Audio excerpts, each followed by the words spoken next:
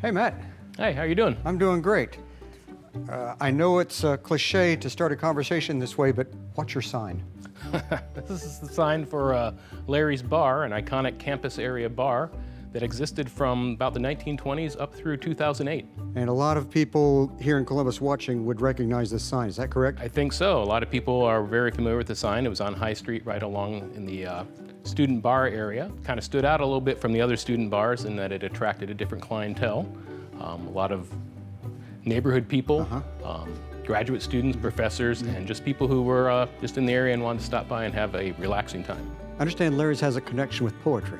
Yes, they started a poetry night in 1984, and that ran all the way to the end in 2008.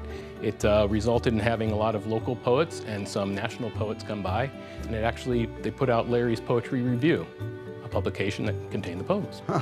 Well, another figure I've heard appeared at Larry's was kind of a poet, but a musician too, Phil Ochs.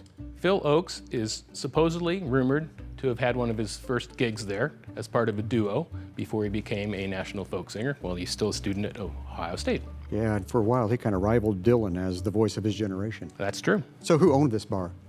It's owned by the Paletti family. They were area restaurateurs. They had other restaurants. In fact, Larry started as the Lawrence Grill at 5th and High, and in the 1920s, the family moved it down to its final location in the campus area. And the family that had the bar also had a connection with another well-known Columbus family. Yes, they were related through marriage to one of the Marzettis, of the family that had the Marzetti restaurant, and of course the Marzetti salad dressings. People know that product for sure. What else do you have for us? Well,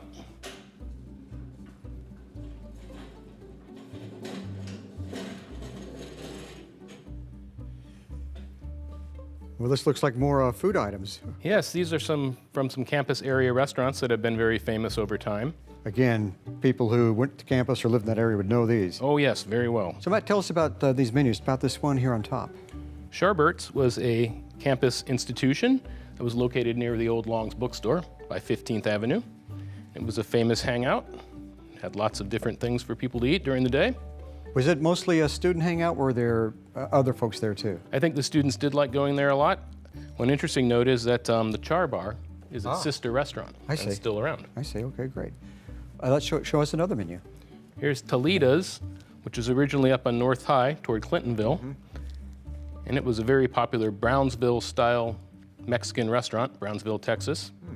And it was there for a long time. I think it was one of the first places you could get Mexican food in the Columbus area.